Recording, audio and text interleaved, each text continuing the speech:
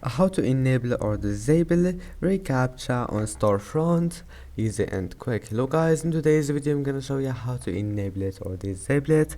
First, open your browser,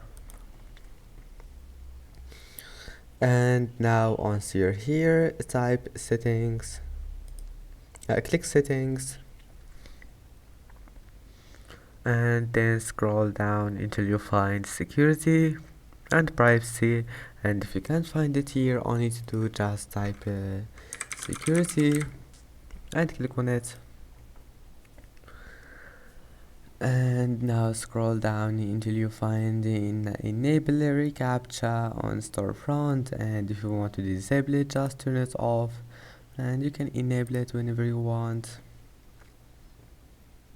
Then click save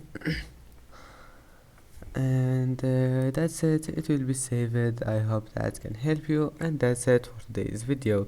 If you like this video, please don't forget to like and don't forget to subscribe, and thank you for watching this video until the end, and see you in the next video.